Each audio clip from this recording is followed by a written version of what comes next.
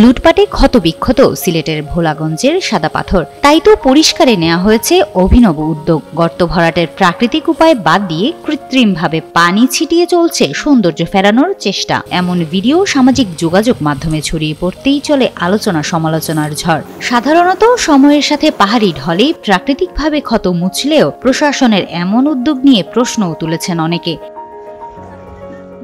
প্রশাসনের নীরবতা ও নজরদারির অভাবে সিলেটের অন্যতম পর্যটন কেন্দ্র ভোলাগঞ্জ সাদা পাথর লুটপাটে ক্ষতবিক্ষত হয়। শনিবার দুপুরে সেই ক্ষত ঢাকতে ফায়ার সার্ভিসের কর্মীরা পানি স্প্রে করেন, কিন্তু এই দৃশ্যকে স্থানীয়রা বলছেন পাহাড়ি ঢলের পানিতে এমনিতেই গর্ত ভরাট হয়ে যেত।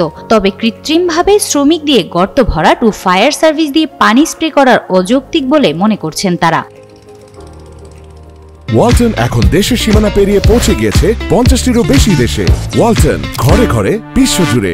কোম্পানিগঞ্জ ফায়ার সার্ভিসের স্টেশন অফিসার আবু সালেহ মোহাম্মদ জাকারিয়া গণমাধ্যমকে জানান, প্রশাসনের নির্দেশে গর্ত ভরাটে ব্যবহৃত গরম বালু ঠান্ডা করতে ও নিচের পাথর ভাসাতে পানি স্প্রে করা হয়েছে। তবে পর্যটন সংশ্লিষ্টরা মনে করছেন এ ধরনের দায়সারা পদক্ষেপ ভোলাগঞ্জের সৌন্দর্য ফিরিয়ে আনতে কোনো কার্যকর সমাধান নয়।